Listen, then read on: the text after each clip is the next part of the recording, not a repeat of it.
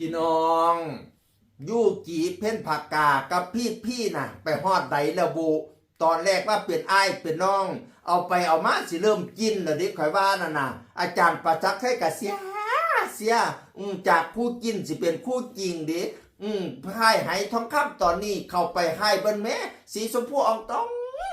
องพี่น้องเอ๋ยดอกรักกำลังเบ่งบานหรือเปล่าอะไรยังไงก็ไม่รู้ข่าวหลายสำนักข่าว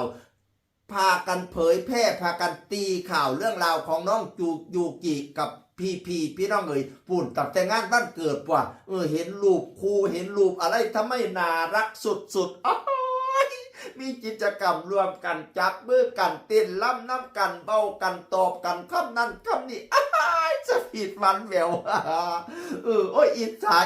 า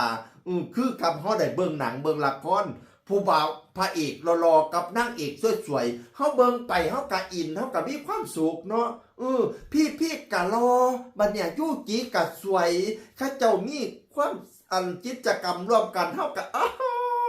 เป็นตาเบิงเป็นตาอ่อนซ้อนเป็นตาอิจฉาน่ะพี่น้องความรักทำให้โลกสดใสทำให้โลกเบ่งบานทำให้โลกเป็นสีชมพูทำให้โลกมีความสุขก็ไม่รู้ล่ะนะว่าจะรักหรือจะจิ้นหรือจะอะไรจะจริงจะจิ้นก็ไม่รู้ล่ะนะแต่ว่าพอเห็นเขาแล้วเรามีความสุขไงท่านผู้ชมมีความสุขไงอาจารย์ประจักษ์ไสก็เสียแล้วเสีย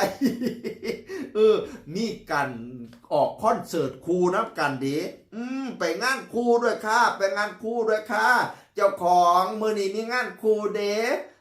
เจ้าของมื้อนี้มีงานครูกันเด้มาเด้อมื้อแลงที่อ้อมน้อยว่าซั่นมาอาจารย์ประจักษ์ไสพร้อมเจ้าของ เจ้าของเป็นคำที่ยูกิเรียกพีคนเดียวไม่เรียกคนอื่นนะใช้เรียกพีคนเดียวเจ้าของตาฮักโซพี่ก็เลยมาแซ่โพดว่าขออนุญาตนอกใจเจอาเป๊บนะครับพ่อกันเด้อเจ้าของว่าซ่านอันนี้ก็เจ้าของคือกันโซ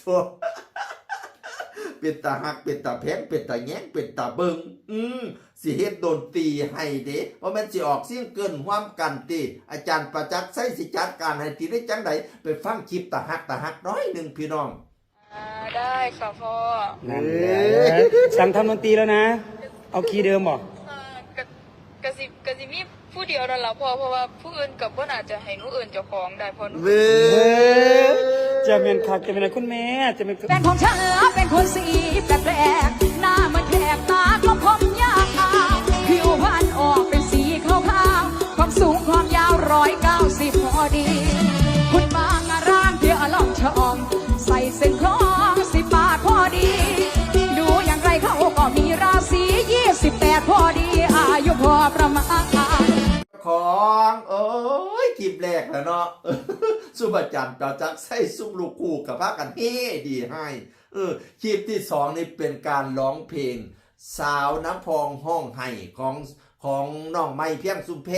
แต่ว่ายูกิเนี่ยมาแปลงหมดนะความในเนื้อเพลงเก่าว่าความสูง180พอประมาณยูกิก็มาว่าสูง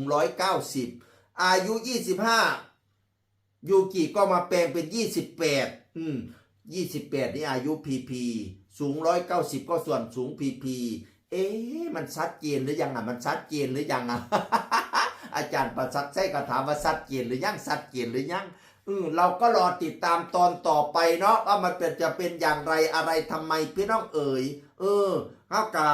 บ่ฟันถอกฟันทุ่งอะไรล่ะเฮาก็เบิ่งเพิ่นไปยังมีความสุขล่ะเพิ่นเฮ็ดหยังให้เฮามีความสุขเฮาก็เบิ่งไปล่ะเฮาเห็นเพิ่นมีกิจกรรมร่วมกันแล้วเฮาก็ยิ้มเฮามีความสุขเฮาก็สุขต่อไปพี่น้องเอ๋ยจากเสียงอื่นคนก็มาสู่ฟังสวัสดีครับ